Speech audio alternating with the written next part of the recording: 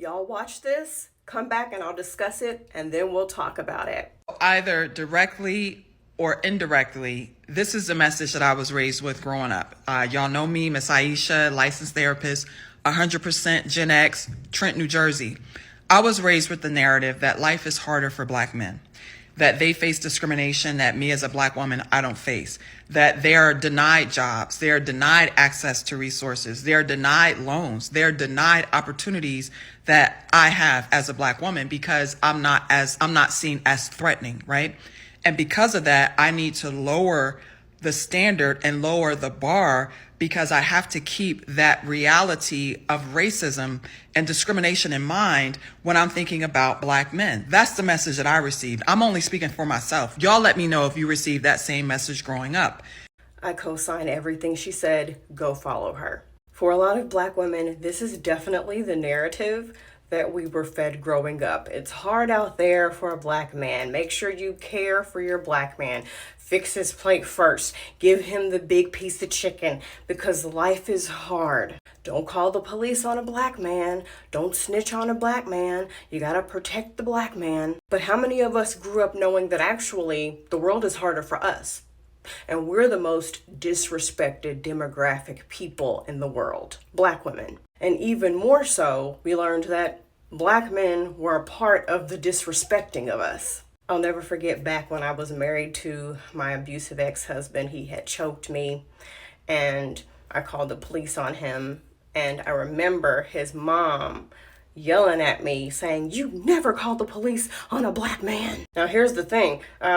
That Black man knew he was Black when he was committing the crime against you. Oh, so now you mistreat me and now I'm supposed to consider you and all the stuff you go through? We risk getting arrested and hurt to protest for violence against Black men. But as soon as one of us is violated or hurt, I wonder what she did to deserve it.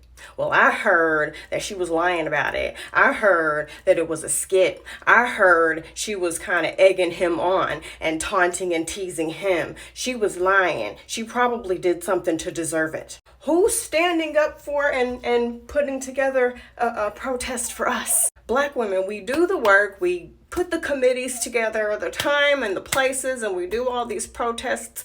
And then when it's us who needs the support and the help, we're met with questions and skepticism. And don't get me wrong, you can love whomever you want to love, whatever race, sex, religion, whoever you want to love. But a lot of these Black men are preferring to date other races because of this assumption that they are more submissive and somehow better than we are. Statistically, I think that from what I've seen, Black men who marry interracially have the highest divorce rate out of all interracial mixes. A lot of these white women are not submissive and they will divorce your ass. And a lot of these foreign women, once they get their citizenship or run you dry of all your money, they will also leave your ass. Or once they see you're a bum, they'll leave your ass too. And there's this misconception that Black women aren't submissive. And a lot of us are, unfortunately, to our detriment as we look at the numbers of statistics of domestic abuse and us getting murdered. We're higher than any other race in those statistics, including the statistic of contracting HIV. In my lifetime, and even me at one point, I have seen Black women just give and give and give and give until they are a hollow shell of a person, until they have nothing left, and then they will get back up and give some more. Back in the slave days, us Black women were the caretakers of the master's children. We were getting raped and abused by the masters and by the master's wives and by their children, and we were expected to get up and still take care of everything. Nothing has changed. Now, when Black women divest and date other races, why do you think people gaslight us into thinking that we're no longer pro-Black and we don't like ourselves and we are running away from our race and we're not proud to be Black? Because they know the truth that they have failed us. And now we are waking up to the fact that, hey, you know what? I'm going to go where the love is for me. I'm going to go where I'm respected and appreciated and seen. And Billy over here seems to be making the cut. And you know who has the lowest divorce rate? Black women and white men. We have the lowest divorce rate when it comes to interracial couples because we got the juice, y'all. If black men were smart,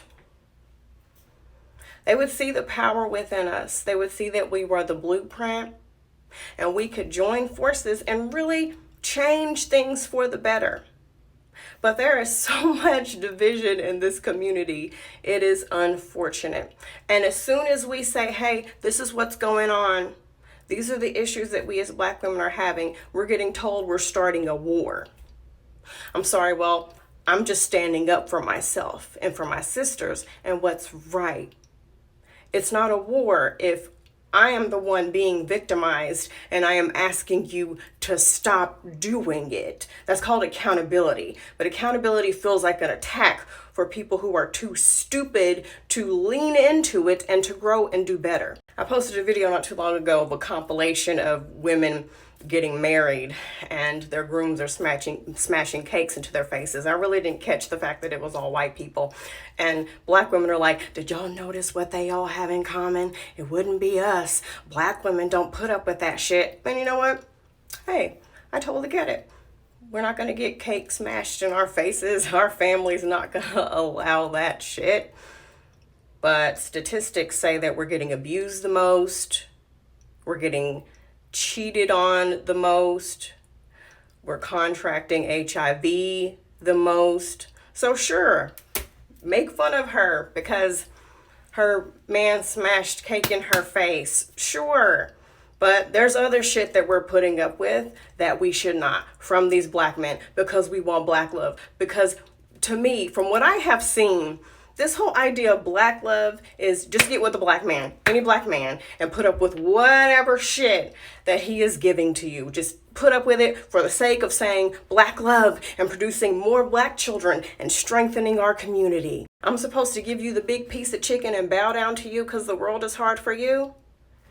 Bitch, every time I scroll through social media, there's a black man talking shit about us. When black women go to work, if we're not tap dancing around like Mr. Bojangles, people think we have an attitude. If we set any kind of boundary, people think we're being aggressive. No. I want to be with someone where I can come home and rest and not constantly have this expectation that if I'm not licking their butt crack, something is wrong with me. Black women deserve respect and equity. We should be walking around like we have crowns on our head. As a matter of fact, I got a crown back there that I put on all the time to remind myself of who I am. If you disrespect me, I'm calling the police on your ass. You put me in danger, I'm snitching. I'm telling every fucking thing. And if you don't want me, I don't want you either.